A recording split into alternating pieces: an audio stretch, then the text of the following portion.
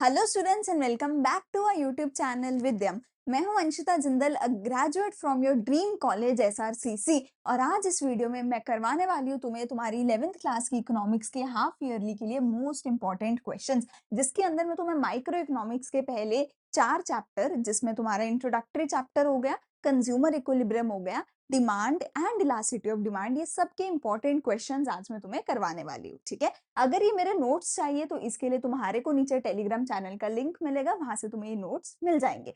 इन questions में मैं MCQs आज नहीं करवा रही हूँ। क्यों नहीं करवा रही हूँ? क्योंकि एमसीक्यूज के लिए मेरा व्हाट्सएप चैनल है, जहां पे मैं हर रोज इंपॉर्टेंट एमसीक्यूज पोस्ट करती हूँ। उसका भी लिंक है नीचे, वो भी जाके ज्वाइन करना। इंस्टाग्राम पे भी फॉलो कर लेना, लाइक शेयर सब्सक्राइब कर देना। ठीक है, शुरू करते हैं हमारे लेक्चर को, हमारी वीडियो को, हमारे पहले टॉपिक, पहले क्वेश्चन, पहले चैप्टर के साथ। सबसे इंपॉर्टेंट क्वेश्चन जो फर्स्ट चैप्टर का है हमारा, वो यही है कि हमारी क्या 3 सेंट्रल प्रॉब्लम्स हैं इकोनॉमी के, उनके बारे में डिस्कस करते हैं। ठीक है, देयर आर 3 सेंट्रल प्रॉब्लम्स हमारी इकोनॉमी में, जो प्रॉब्लम्स को सॉल्व करने के लिए हमारा ये इकोनॉमिक्स का सब्जेक्ट बनाया गया है। पहली प्रॉब्लम है कि हम क्या प्रोड्यूस करें, कैसे प्रोड्यूस करें और किसके लिए प्रोड्यूस करें। ये 3 मेरे पास प्रॉब्लम्स आती हैं। अगर इन प्रॉब्लम्स का सोल्यूशन हो जाता तो इकोनॉमिक्स जो सब्जेक्ट है वो बनता ही नहीं, क्योंकि ये प्रॉब्लम्स थे। इन्हीं को सॉल्व करने के लिए इकोनॉमिक्स नाम का सब्जेक्ट आया और जिसको हमने पढ़ा, और इकोनॉमिक्स इन्हीं को सॉल्व करता है। ठीक है, सबसे पहली चीज आती है हम क्या प्रोड्यूस करें। क्या हम कंज्यूमर गुड्स प्रोड्यूस करें, जो कि हाउस होल्ड्स यूज करेंगे अपने रहने खाने के लिए, उनकी बेसिक नीड्स के लिए, जैसे कि रोटी कपड़ा मकान। या फिर हम कैपिटल गुड्स प्रोड्यूस करें जो कि हाउस होल्ड नहीं यूज कर सकते, जो कि बिजनेसेस यूज करेंगे, जैसे कि मशीनरी एंड टूल्स। ठीक है, हम सिविलियन गुड्स को यूज करें, प्रोड्यूस करें, जो कि अगेन लोगों के लिए हो, ये मिलिट्री पर्पस वाले बॉम्ब्स और गन्स और इन सब चीजों को प्रोड्यूस करें। तो हम रोटी कपड़ा मकान प्रोड्यूस करें या गन्स को प्रोड्यूस करें, तो हमारे पास प्रॉब्लम है। What should I produce? क्यों है ये प्रॉब्लम? क्योंकि मेरे पास लिमिटेड रिसोर्सेज है, मेरे पास लिमिटेड पैसा है। तो अब मैं पैसे से या तो रोटी की फैक्ट्री लगा सकती हूँ, या तो गन्स की, है ना, बॉम्ब्स की, इन चीज की फैक्ट्री लगा सकती हूँ। पैसा तो लिमिटेड है, तो पैसे को कहाँ यूज करें? तो हमारा पहला प्रॉब्लम है, हम बनाएं तो बनाएं क्या। अच्छा, बनाना है तो कैसे बनाएं? लेबर का यूज करके बनाएं, कैपिटल का यूज करके बनाएं। जो भी अंडर डेवलप्ड कंट्रीज होती हैं, ये डेवलपिंग नेशंस होते हैं, जैसे कि इंडिया, वो यूजुअली लेबर इंटेंसिव टेक्निक्स को यूज करता है। क्यों? क्योंकि हमारे पास पैसा कम है, लोग ज्यादा हैं, तो लोग वेले हैं, लोग अनएम्प्लॉयड हैं, तो लोगों को नौकरी भी मिल जाएगी और वो पैसा भी जनरेट करने लग जाएंगे, और हमें बहुत ज्यादा पैसा भी इन्वेस्ट नहीं करना पड़ेगा। पर जो डेवलप्ड नेशंस होते हैं, जैसे कि यूएसए, वो लोग कैपिटल इंटेंसिव टेक्निक्स का यूज करते हैं, क्योंकि उनके पास लोग कम हैं और पैसा बहुत ज्यादा है। तो अगर वो लेबर से काम करवाएंगे ना, लेबर वहां जाके बहुत ज्यादा पैसा मांगेगी। मतलब वही बात है ना, अगर तुम इंडिया में एक मैकडोनल्ड में काम करोगे ना, तुम्हें कुछ नहीं मिलेगा। वही कनाडा में जितने भी हमारे पंजाबी भाई जाते हैं, है ना, गुजराती लोग जाते हैं, पंजाबी तो मेरे बहुत ज्यादा जाते हैं, मेरे खुद के दोस्त हैं, वो वहां जाके मैकडोनल्ड्स, डोमिनोज, पेट्रोल पंप, यहाँ काम कर रहे हैं। क्यों? क्योंकि वहां पे वेज रेट लेबर का बहुत हाई है। तो वहां पे डेवलप्ड नेशंस में लेबर से काम कम करवाया जाता है, मशीनों से काम ज्यादा करवाया जाता है, क्योंकि वो सस्ता पड़ता है, क्योंकि लेबर के वेजेस वहां बहुत ज्यादा होते हैं। तो अगर तुम्हारे पास लोग ज्यादा हैं तो तुम लोगों से काम करवाओ। अगर लोग कम हैं, लोग ज्यादा पैसा मांग रहे हैं और तुम्हारे पास मनी ज्यादा है, तो तुम टेक्नोलॉजी, मशीन्स को यूज करके प्रोडक्शन करो, एआई को यूज करके काम करवाओ। ठीक है, एआई जो कर सकता है वो सब इंसान भी कर सकता है, मोस्ट ऑफ द थिंग्स। ठीक है, इंसान टाइम लगा के करेगा एंड ऑल ऑफ दैट, पर एआई को भी पैसा देना पड़ेगा। तो तुम एआई को पैसा दोगे या इंसान को पैसा दोगे, ये तुम्हारी चॉइस है। ठीक है, फिर आती है किसके लिए प्रोड्यूस करें। क्या हम अमीरों के लिए प्रोड्यूस करें या क्या हम गरीबों के लिए प्रोड्यूस करें? क्योंकि जो अमीर है उसके लिए, उसको चाहिए, मुझे जिम भी चाहिए, मुझे मॉल्स भी चाहिए, मुझे थिएटर्स चाहिए, मुझे गाड़ियां चाहिए। गरीब कहता है रोटी कपड़ा मकान दे दो साफ सुथरा, बस मुझे और कुछ नहीं चाहिए। तो तुम रोटी कपड़ा मकान प्रोड्यूस करते रह जाओगे, बड़ी बड़ी बिल्डिंग्स प्रोड्यूस करोगे। किसके लिए बनाओगे? अमीरों के लिए, गरीबों के लिए? फॉर हुम टू प्रोड्यूस, किसके लिए तुम्हें प्रोड्यूस करना है? ये भी हमारा अगला क्वेश्चन आता है। ठीक है, चलो, कि तुम्हें रिच के लिए जो अफोर्ड कर सकते हैं, या फिर उसके लिए जो गरीब है। ठीक है, किसके लिए तुम्हें सामान बनाना है?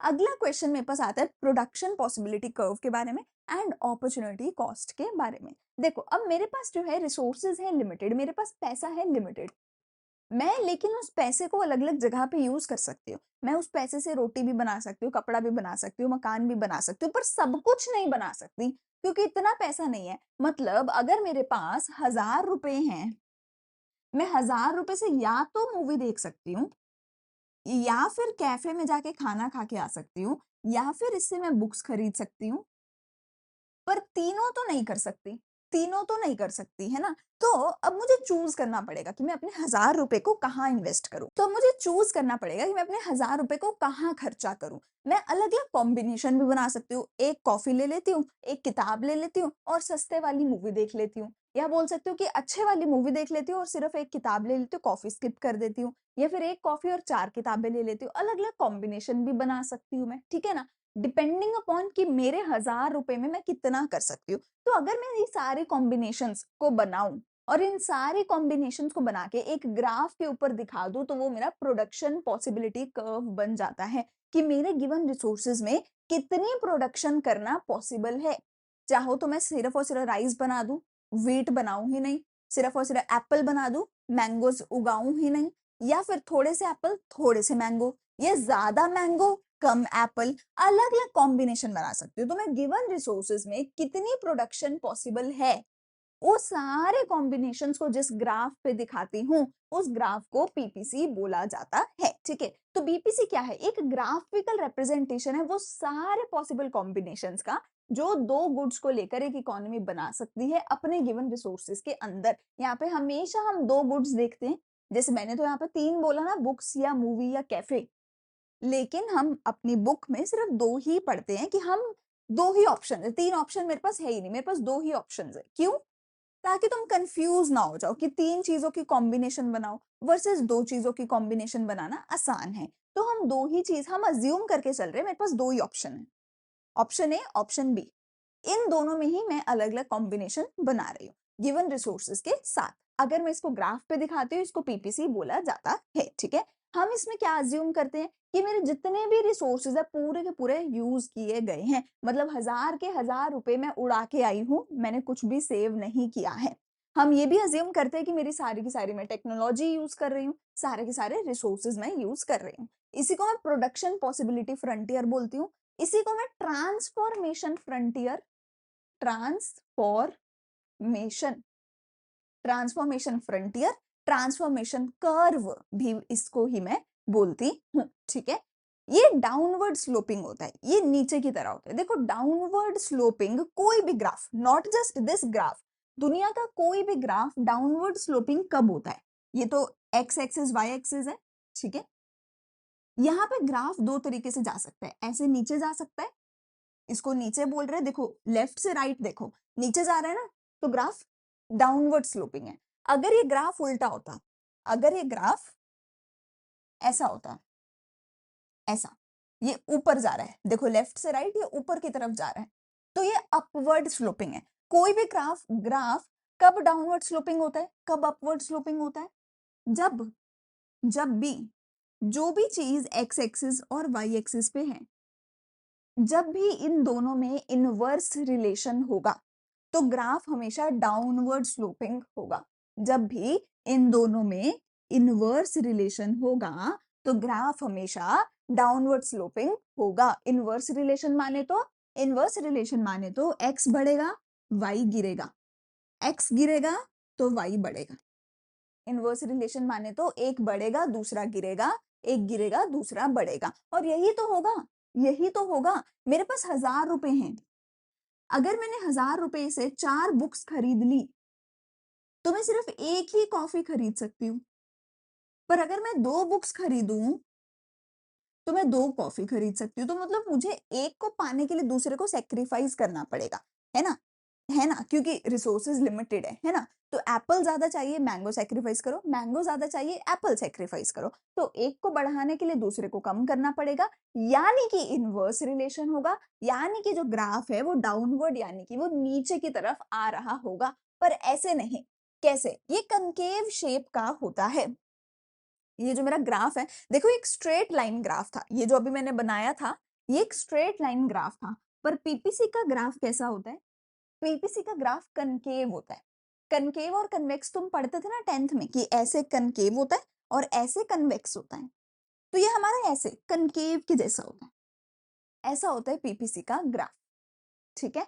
ऐसा क्यों होता है? क्योंकि हमारे पास क्या होता है, law of increasing opportunity cost, या फिर तुम्हारी बुक में जो मिलेगा, ये बहुत बार बुक में नहीं मिलेगा। काफी बुक्स में तुम्हें क्या देखने को मिलेगा, increasing marginal rate of transformation तुम्हें देखने को मिलेगा। तुम्हें क्या देखने को मिलेगा, increasing marginal rate of transformation. यानी कि जब तुम सेक्रीफाइस करते हो ना, कि इसको सेक्रीफाइस किया तो वो मिल गया, उसको सेक्रीफाइस किया तो ये मिल गया, तो तुम्हें हमेशा ज्यादा सेक्रीफाइस करके कम चीज ही मिलेगी।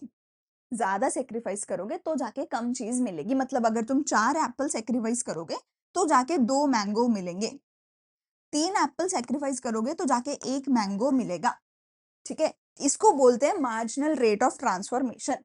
इसको क्या बोलते हैं हम, इसको बोलते हैं मार्जिनल रेट ऑफ ट्रांसफॉर्मेशन। कि कैसे दो गुड्स को आपस में हम सेक्रीफाइस और गेन कर रहे हैं, दो गुड्स को आपस में कैसे एक्सचेंज कर रहे हैं, ये लगातार बढ़ता रहता है। मार्जिनल रेट ऑफ ट्रांसफॉर्मेशन जो है ये लगातार बढ़ता रहता है। अच्छा, जो एमआरटी है, मार्जिनल रेट ऑफ ट्रांसफॉर्मेशन जो है, यही मेरा स्लोप ऑफ पीपीसी भी होता है।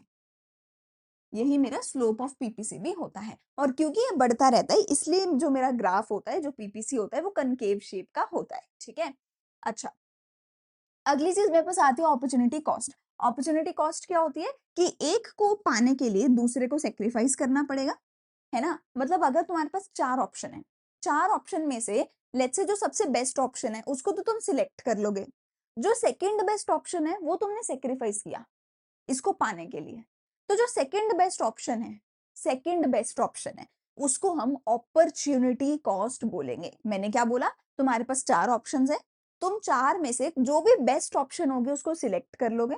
बेस्ट को सिलेक्ट करने के लिए सेकंड बेस्ट वाली को सेक्रीफाइस किया, तो जो सेकंड बेस्ट है जिसको सेक्रीफाइस किया उसको अपॉर्चुनिटी कॉस्ट बोला जाता है। यानी कि तुम्हारे पास ऑप्शन ए था 10 किलो वीट उगाने का, ऑप्शन बी था 8 किलो राइस उगाने का। तो 10 किलो वीट उगाने के लिए तुमने 8 किलो राइस को सेक्रीफाइस किया, तो 8 किलो जो राइस है वो तुम्हारी अपॉर्चुनिटी कॉस्ट है। तो वीट उगाने की अपॉर्चुनिटी कॉस्ट क्या है, 8 किलो राइस। ठीक होगी बात, 8 टन राइस, ठीक है? ये होगी अपॉर्चुनिटी कॉस्ट। अगला चैप्टर आता है मेरे पास कंज्यूमर इक्विलिब्रियम, जो कि बहुत इंपॉर्टेंट है। तुम्हारे फाइनल पेपर में भी बहुत सारे क्वेश्चन इसमें से पूछे जाएंगे।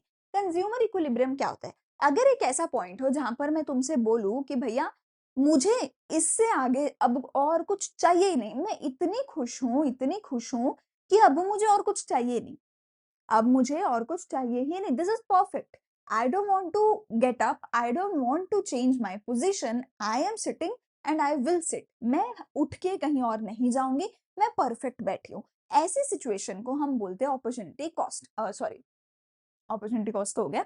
ऐसी सिचुएशन को हम बोलते हैं कंज्यूमर इक्विलिब्रियम। जिस कंडीशन को, जिस सिचुएशन में जो कंज्यूमर है उसको मैक्सिमम सेटिस्फैक्शन मिलती है, वो कहता है कि भैया अब मैं फुल्ली सेटिस्फाइड हूँ, अब मुझे कुछ और चाहिए नहीं, अब मुझे अपनी प्रेफरेंसेस को, अपनी कॉम्बिनेशंस को, जो दो गुड्स की कॉम्बिनेशन बनाई ना, अब मुझे वो चेंज करना ही नहीं है।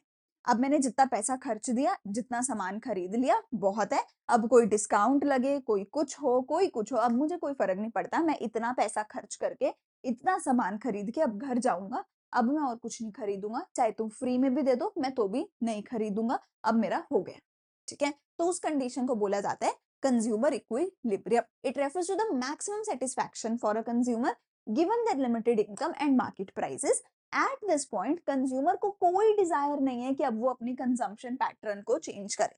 अब कंज्यूमर कहता है कि मुझे और कुछ चाहिए नहीं, तो फ्री में भी देगा, अब मुझे नहीं चाहिए भाई, अब मेरा बहुत हो गया, ठीक है? इसके मैं अंदर अज्यूम करती हूँ कि जो कंज्यूमर की इनकम है वो लिमिटेड है, वो फिक्स्ड है। कंज्यूमर की इनकम फिक्स्ड है, क्योंकि जैसे ही तुम्हारी इनकम चेंज होगी ना, तुम्हारा कंजम्पशन पैटर्न भी चेंज होगा। और दूसरी चीज, जो चीजों के प्राइजेस हैं वो भी फिक्स्ड है, क्योंकि जैसे ही चीजों के प्राइजेस बदलेंगे फिर से तुम्हारा कंजम्पशन चेंज होगा। कोई चीज सस्ती हो गई तो वो ज्यादा खरीदोगे, कोई चीज महंगी हो गई वो कम खरीदोगे, है ना?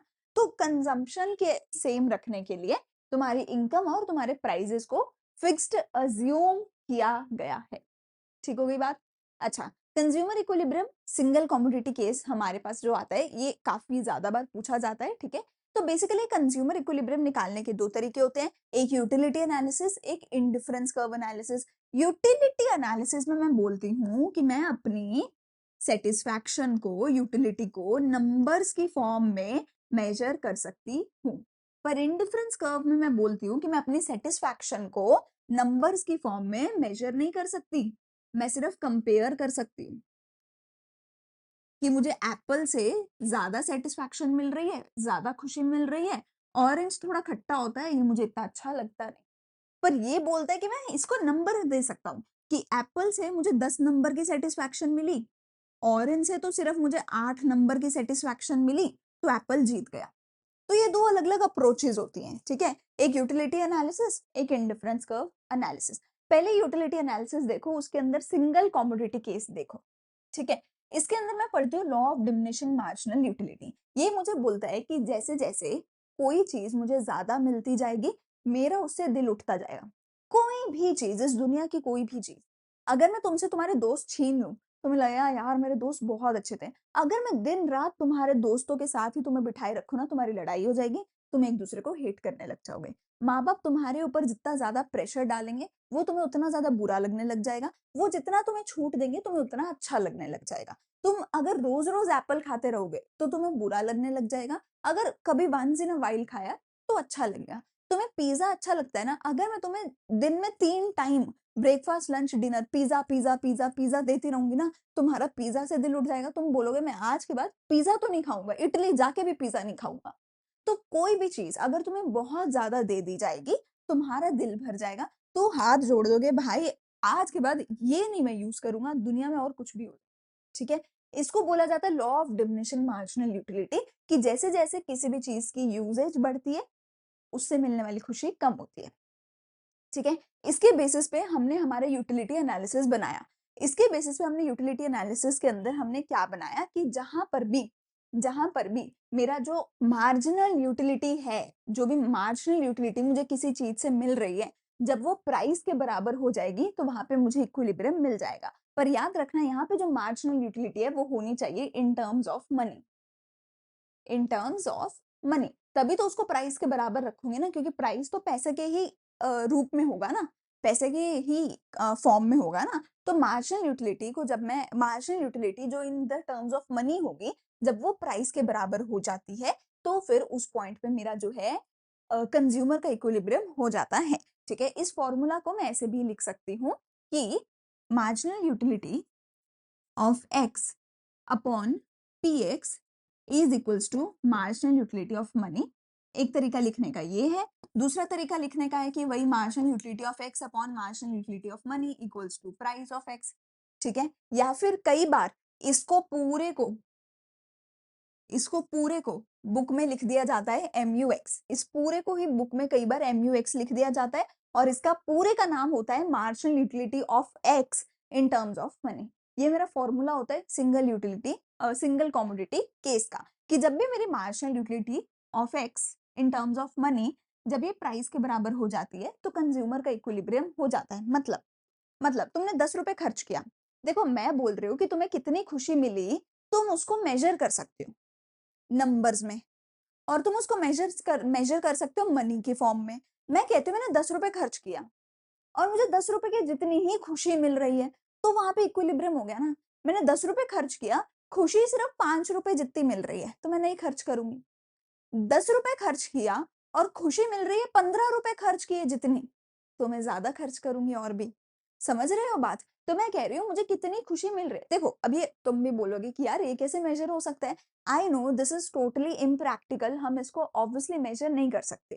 हम सिर्फ कंपेयर कर सकते हैं कि एप्पल से ज़्यादा खुशी मिली है, ऑरेंज से कम खुशी मिली है। I know this is totally impractical approach, but we have to study, ठीक है? तो ये कहता है कि भैया तू ना अपनी खुशी को मेजर कर सकता है। कि मुझे 10 रुपए जितनी खुशी मिल रही है, 15 रुपए जितनी खुशी मिल रही है। जब तूने 10 रुपए खर्च किए और तुझे खुशी मिली 15 रुपए खर्च किए जितनी, तो तुझे मज़ा आएगा, तो तू बोलेगा अभी तो और खर्च करेंगे। जब तूने 10 रुपए खर्च किए और खुशी भी उतनी ही मिली कि 10 रुपए जितनी ही खुशी भी मिली, तो तेरा इक्विलिब्रियम हो जाएगा।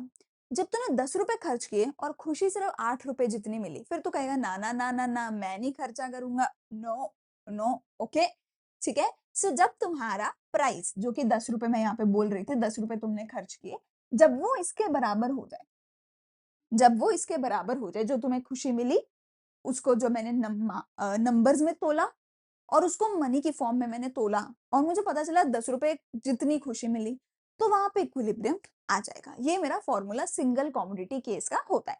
टू कॉमोडिटी केस भी होता है इसमें, जिसके अंदर मैं दो कॉमोडिटीज को कंपेयर करती हूँ, एक्स और वाई को। उसका फॉर्मूला क्या होता है, M U X upon P X equals to M U Y upon P Y. उसका फॉर्मूला ये होता है। और ये इसके अंदर इसके अंदर आप ये कह सकते हो, इस पूरी ही अप्रोच के अंदर सिंगल कॉमोडिटी केस है या डबल कॉमोडिटी केस है ना, दोनों में ही मैं ये अज्यूम करके चलती हूँ कि जो मेरा मार्जिनल यूटिलिटी ऑफ मनी होता है वो कांस्टेंट होता है।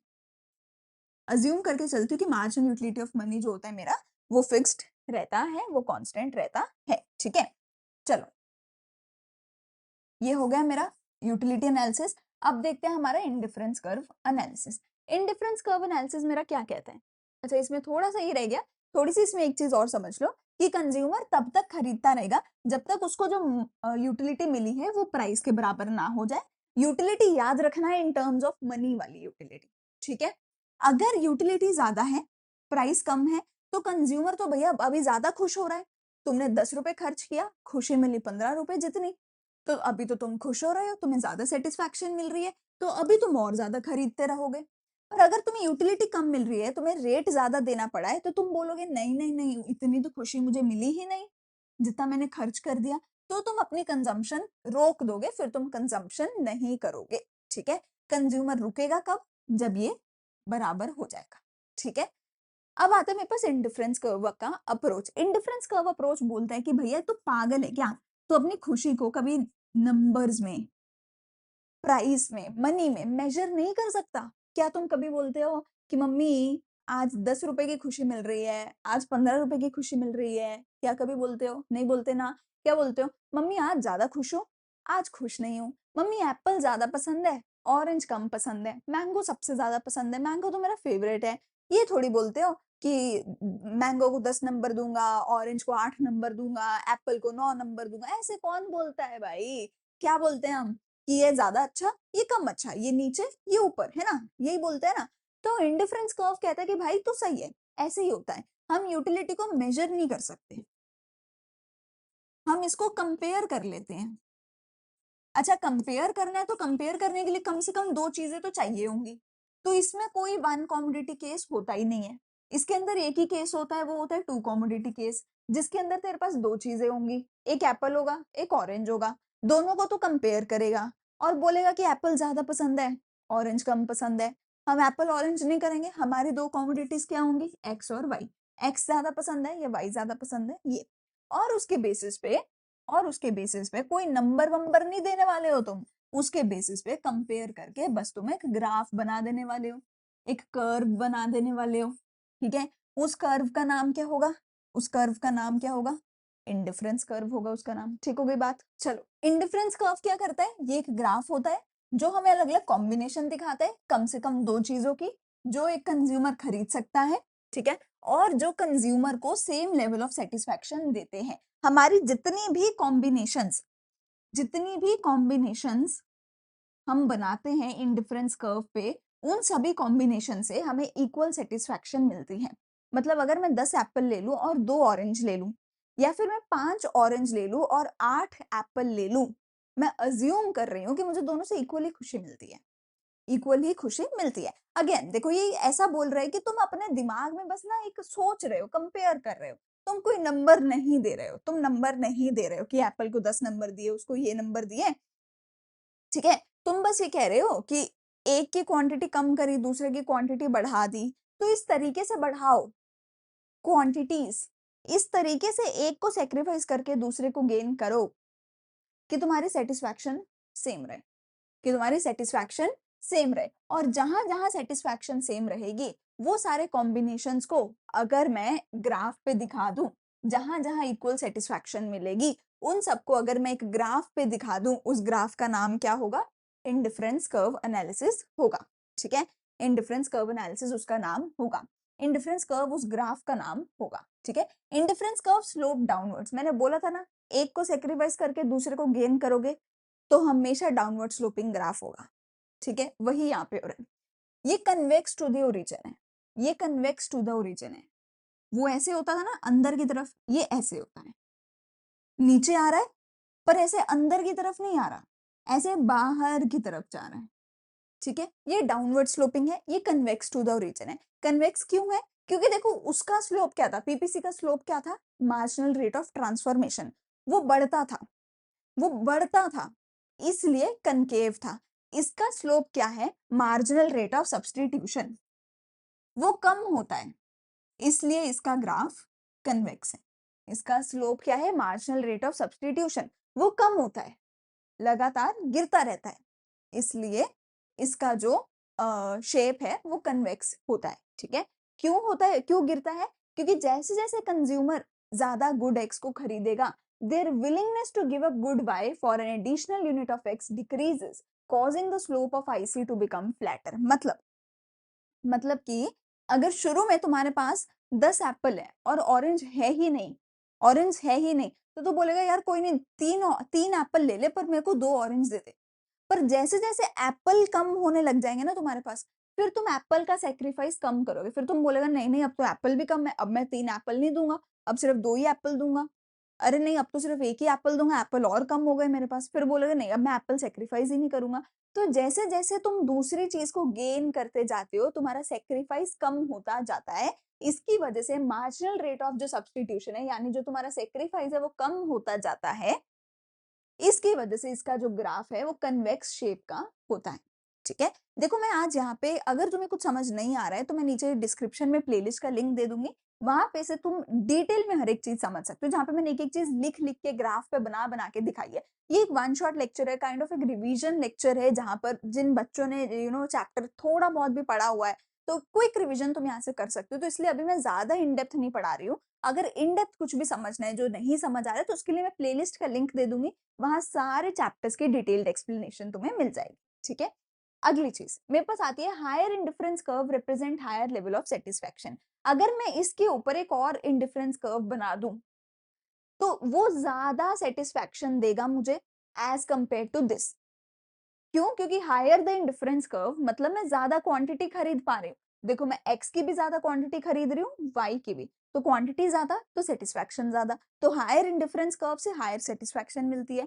दो इंडिफरेंस कर्व कभी इंटरसेक्ट नहीं करते। देखो मैंने कैसे बनाया, वो उसके ऊपर है, ये नीचे है, ये दोनों आपस में इंटरसेक्ट नहीं कर रहे। ये ऐसा नहीं कि एक ऐसा है तो दूसरा ऐसा, नहीं, ये इंटरसेक्ट नहीं कर सकते, ये एक दूसरे को टच नहीं कर सकते। इंडिफरेंस कर्व के जो ग्राफ होते हैं, मैं एक और बनाऊंगी ना तो वो ऐसे बनाऊंगी और ऊपर, ये ग्राफ आपस में एक दूसरे को टच नहीं कर सकते, ठीक है।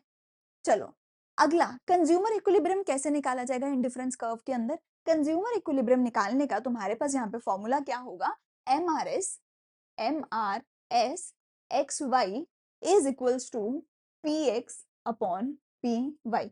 यानी कि जो भी तुम्हारा इंडिफरेंस कर्व का स्लोप होगा, इंडिफरेंस कर्व का स्लोप क्या था, इंडिफरेंस कर्व का स्लोप क्या था, MRS, marginal rate of substitution.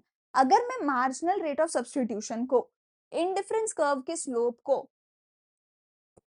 अगर मैं प्राइस रेशो के बराबर रख दूं, प्राइस रेशो इसको बोल रही हूं मैं, और ये मेरी बजट लाइन का स्लोप होता है, और ये बजट लाइन का स्लोप होता है।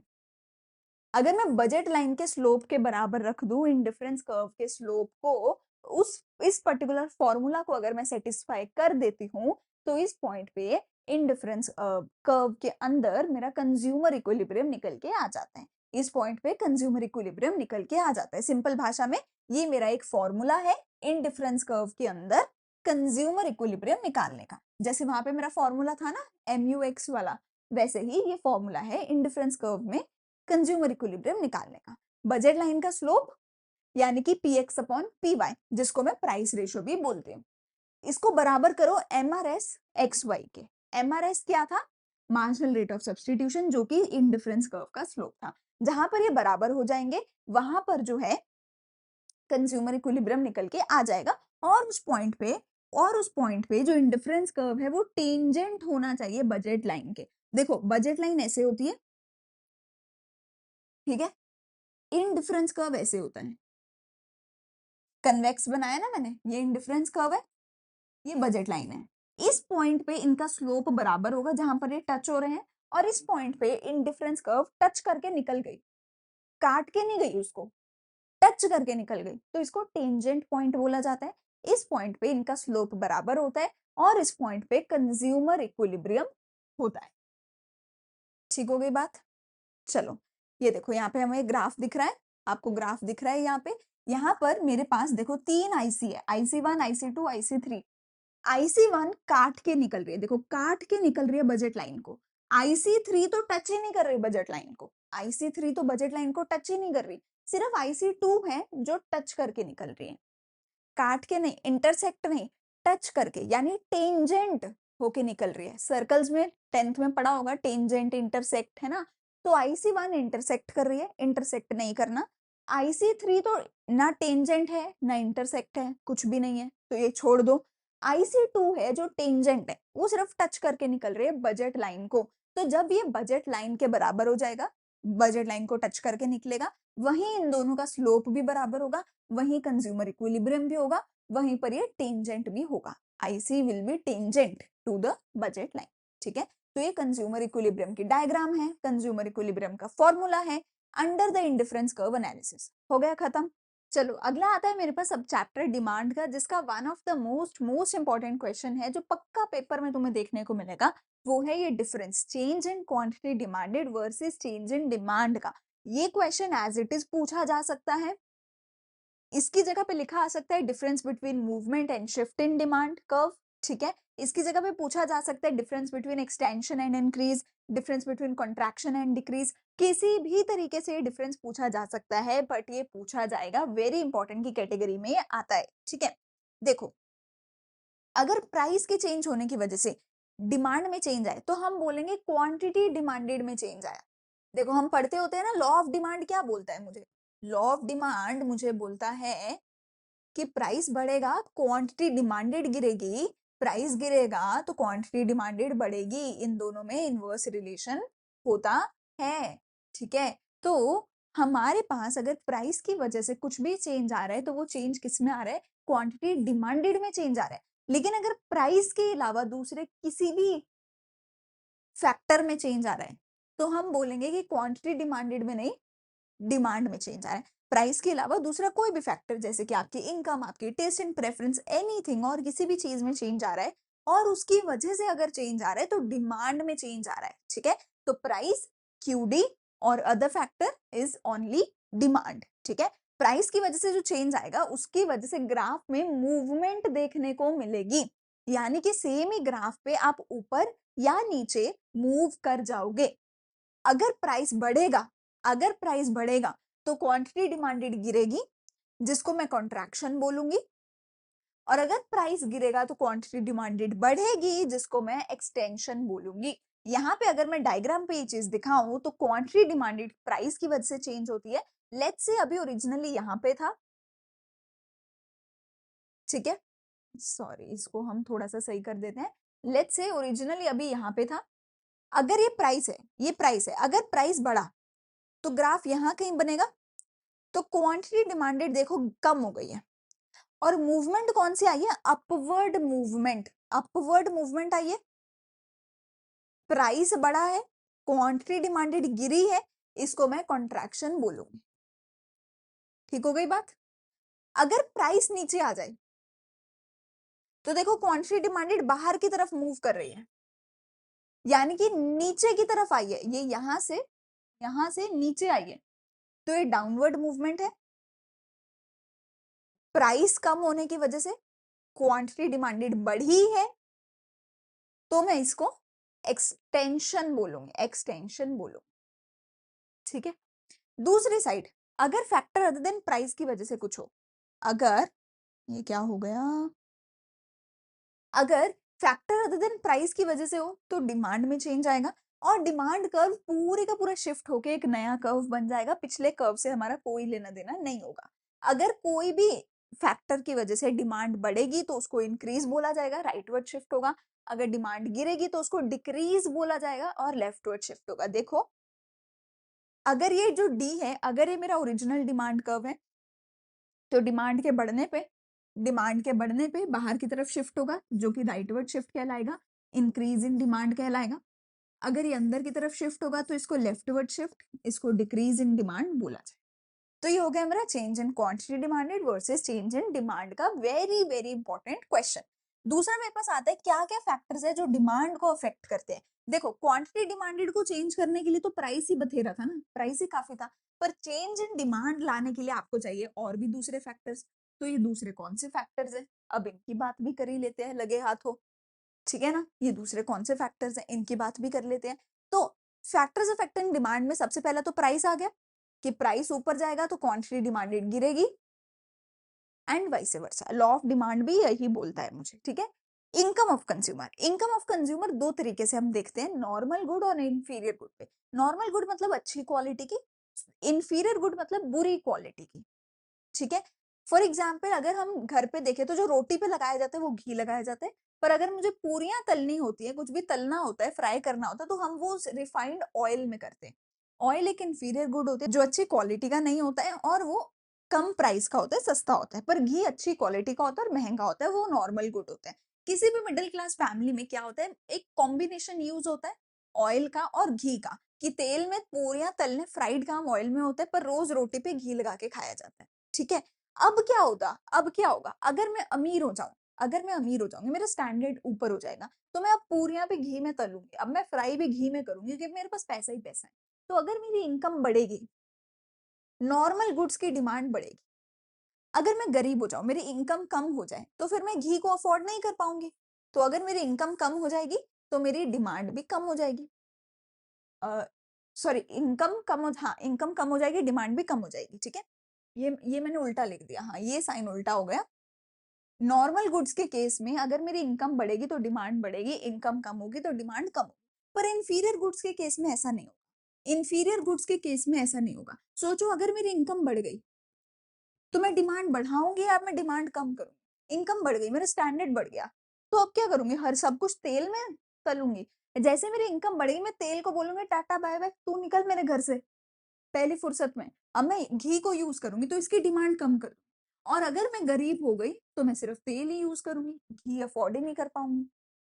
ठीक है ना, तो इंफीरियर गुड्स के केस में इनवर्स रिलेशन होता है इनकम और डिमांड का, पर नॉर्मल गुड्स के केस में डायरेक्ट रिलेशन होता है इनकम और डिमांड का। नॉर्मल गुड्स के केस में डायरेक्ट रिलेशन होता है, इनकम बढ़ी डिमांड बढ़ी।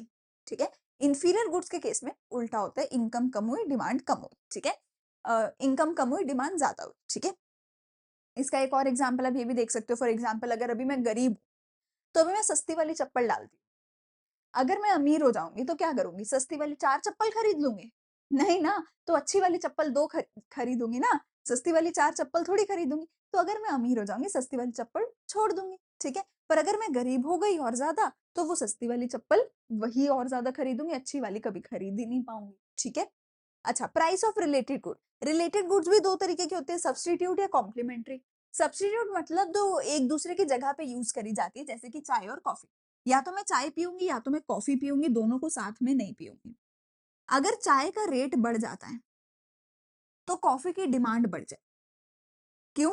चाय का रेट बढ़ गया तो चाय की डिमांड कम हो गई, अब लोग चाय नहीं पियेंगे, अरे महंगी है नहीं पी सकते, तो चाय नहीं पियोगे, क्या पियोगे, कॉफी पियोगे, तो कॉफी की डिमांड बढ़ जाएगी।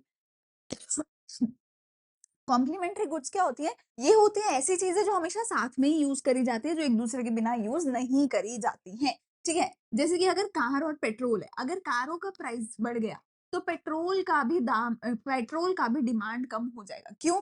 कार का प्राइस बढ़ा तो लोग गाड़ियां कम खरीदेंगे, गाड़ियां नहीं खरीदेंगे तो पेट्रोल क्यों खरीदेंगे, पेट्रोल से आग थोड़ी लगानी है, तो पेट्रोल उसका भी डिमांड कम हो जाएगा। तो सब्स्टिट्यूट के केस में अगर किसी एक ने अपना दाम बढ़ाया तो दूसरे की डिमांड बढ़ जाएगी, दूसरे का फायदा हो जाएगा।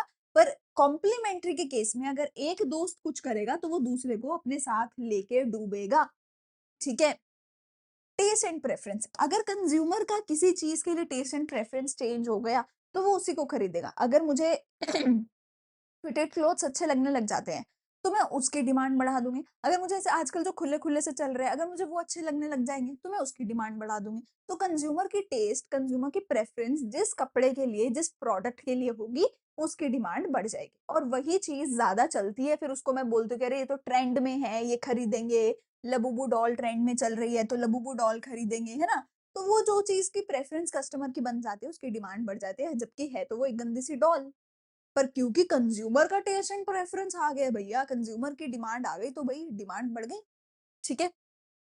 कंज्यूमर एक्सपेक्टेशन मतलब तुम फ्यूचर में क्या एक्सपेक्ट कर रहे हो।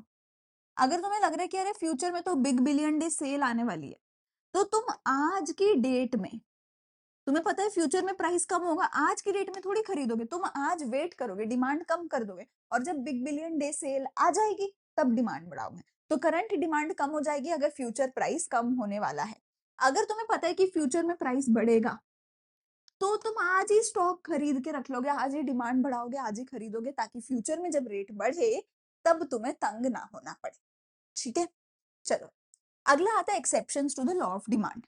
लॉ ऑफ डिमांड कहता है प्राइस बढ़ेगा, डिमांड कम होगी, प्राइस कम होगा, डिमांड बढ़ेगी। इसकी एक्सेप्शन कहते हैं कि मैं तो तेरे से उल्टा चलूंगी, मैं तो तेरे से उल्टा चलूंगी। इन सारी एक्सेप्शंस के केस में उल्टा होगा। उल्टा क्या होगा? प्राइस बढ़ेगा तो डिमांड बढ़ेगी, प्राइस कम होगा तो डिमांड कम होगी। इन सारी एक्सेप्शंस के केस में ऐसा ही होगा। देखते हैं कैसे। पहला तो है गिफन गुड्स। गिफन गुड मतलब इंफीरियर गुड्स। अगर इंफीरियर गुड्स का दाम बढ़ गया तो मैं क्या करूंगी? सोचो, आज की डेट में मैं घी और तेल दोनों यूज करती हूँ। अगर तेल का दाम बढ़ गया तो अब मैं घी अफोर्ड ही नहीं कर पाऊंगी, अब मैं सिर्फ तेल ही यूज करूंगी, अब मैं घी खरीद ही नहीं पाऊंगी। तो जैसे इंफीरियर गुड का दाम बढ़ेगा ना, तो मैं इंफीरियर गुड ही खरीदूंगी, मैं नॉर्मल गुड को अब अफोर्ड ही नहीं कर पाऊंगी। पर अगर इंफीरियर गुड का दाम कम हो गया, अगर तेल का दाम कम हो गया, तो मैं ये थोड़ी बोलूंगी कि अच्छा तेल सस्ता हो गया, तेल 4 किलो और ले आओ। नहीं, अच्छा तेल सस्ता हो गया तो ऐसा करो फिर घी में लगा दो वो सारा पैसा, उस सारे बचे हुए पैसे का घी ले आओ, जो पैसा बचा तेल के सस्ते होने की वजह से। तो गिफन गुड्स के केस में अगर प्राइस बढ़ेगा डिमांड बढ़ेगी, प्राइस कम होगा तो डिमांड भी कम हो जाएगी। Veblen goods, Prestige goods, Fukrey मारने वाले गुड्स। क्या कभी सस्ती चीजों की फुकरी मारी है? क्या कभी 100-200 रुपए वाली चीजों की फुकरी मारी है? फुकरी हमेशा मारी जाती है ऐसी चीज की जो महंगी होती है। कभी वीवो ओप्पो की फुकरी मारी है? नहीं। आईफोन की फुकरी मारी है? क्यों? क्योंकि उसका रेट ज्यादा है। तो जो तुम्हारी प्रेस्टीज वाली चीजें होती है उनका दाम जितना ज्यादा होगा तुम्हारी फुकरी उतनी ज्यादा होगी, इसलिए तुम उनको खरीदोगे। कल को अगर आईफोन 10,000 का आईफोन लॉन्च कर देगा ना, कोई एप्पल नहीं खरीदेगा। 2 साल के अंदर अंदर आईफोन की सारी डिमांड कम हो जाएगी, क्योंकि फिर कोई फुकरी मारेगा ही नहीं। सबको फुकरी के लिए ही चाहिए। ठीक है। अच्छा, इग्नोरेंस। कई बार हमें लगता है कि भैया जिस चीज का रेट अच्छा है, मतलब क्वालिटी अच्छी होगी, मतलब वही ले लेते हैं। रेट गंदा सस्ती सी चीज है, क्वालिटी खराब होगी, रहने देते हैं। तो कई बार हम इग्नोर कर देते हैं, हमें लगता है कि रेट ज्यादा होगा तो क्वालिटी अच्छी होगी तो हम वही खरीदते हैं। ठीक है। इमरजेंसी, कई बार मुझे इमरजेंसी है किसी चीज की, फिर मैं ज्यादा रेट पे भी ज्यादा खरीद लूंगी क्योंकि मुझे इमरजेंसी। एंड कंज्यूमर का एक्सपेक्टेशन, वही वाली बात है कि अगर मुझे लग रहा है कि फ्यूचर में रेट कम होगा तो डिमांड कम होगी, आज फ्यूचर में रेट ज्यादा होगा तो मेरी आज की डिमांड ज्यादा होगी। ठीक है। चलो, लास्ट चैप्टर, लास्ट क्वेश्चन जो मेरे पास आता है वो आता है types of price elasticity of demand का। Types of price elasticity of demand में देखो, सबसे पहले समझो इलास्टिसिटी ऑफ डिमांड का मतलब। अभी तक मैंने तुम्हें बोला है कि प्राइस बढ़ेगा तो डिमांड कम होगी, प्राइस कम होगा तो डिमांड ज्यादा होगी। अभी तक मैंने ये बोला है। मैंने अभी तक तुम्हें सिर्फ बिहेवियर बताया, मैंने अभी तक तुम्हें क्वांटिटी नहीं बताई कि बेटा कितना प्राइस में चेंज आए तो डिमांड में कितना चेंज आए। प्राइस में थोड़ा चेंज आया तो डिमांड में ज्यादा आया, प्राइस में थोड़ा चेंज आया डिमांड में भी थोड़ा ही चेंज आया। How much is the change? तो इलास्टिसिटी मुझे बताती है how much is the change. Change तो मुझे पता है क्या होगा, मुझे पता है प्राइस बढ़ेगा तो डिमांड पक्का गिरेगी, पर कितना गिरेगी, थोड़ा सा या बहुत ज्यादा, ये बताता है मुझे इलास्टिसिटी ऑफ डिमांड। तो अगर परफेक्टली इलास्टिक डिमांड है जिसका न्यूमेरिकल वैल्यू इनफाइनाइट होता है, तो ऐसे केस में प्राइस थोड़ा सा भी चेंज अगर हो जाता है तो डिमांड में बहुत ज्यादा बड़ा चेंज आ जाता है। परफेक्टली इन इलास्टिक डिमांड में क्या होता है, इसका न्यूमेरिकल वैल्यू जीरो है, मतलब प्राइस में कुछ भी चेंज आ जाए डिमांड में जीरो चेंज आएगा। प्राइस में कितना ही चेंज आ जाए, नेसेसिटीज, रोटी के केस में आटा कितना ही सस्ता हो जाए तुम दो ही रोटी खाओगे, आटा कितना ही महंगा हो जाए तुम दो रोटी ही खाओ, तुम्हारी डिमांड में चेंज नहीं आएगा। ठीक है। फिर आते हैं unitary elastic. relatively elastic, inelastic. अगर अगर प्राइस में ज्यादा चेंज आया डिमांड के कंपैरेटिवली, प्राइस में ज्यादा चेंज आया डिमांड के कंपैरेटिवली, या फिर मैं बोलूं डिमांड में कम चेंज आया, तो इसको बोलूंगी मैं इनइलास्टिक। अगर डिमांड में ज्यादा चेंज आया प्राइस से, तो इसको मैं बोलूंगी इलास्टिक। और अगर दोनों में बराबर चेंज आया, तो इसको मैं बोलूंगी यूनिटरी इलास्टिक। मतलब प्राइस 15% बढ़ गया, पर डिमांड में सिर्फ 10% का ही गिरावट आया। प्राइस 15% बढ़ा तो डिमांड में 20% की गिरावट आई। प्राइस 15% बढ़ा तो डिमांड में भी 15% की गिरावट आई। ठीक हो गई बात। यूनिटरी का इलास्टिक का न्यूमेरिकल वैल्यू है इक्वल टू 1, इलास्टिक का न्यूमेरिकल वैल्यू है ग्रेटर देन 1, और इसका है लेस देन 1 न्यूमेरिकल वैल्यू, इनका याद होना चाहिए। ठीक है बात। ये है इसके ग्राफ। परफेक्टली इनइलास्टिक का ग्राफ पूरी तरह से वर्टिकल होता है, परफेक्टली इलास्टिक का ग्राफ पूरी तरीके से हॉरिजॉन्टल होता है। उसके बाद जो इनइलास्टिक है इसका स्लोप थोड़ा ज्यादा होता है, इलास्टिक का स्लोप थोड़ा कम होता है। यूनिटरी इलास्टिक का ग्राफ ऐसा होता है, इंडिफरेंस कर्व के जैसा हो गया ग्राफ हमारा, इसको रेक्टेंगुलर हाइपरबोला कहते हैं।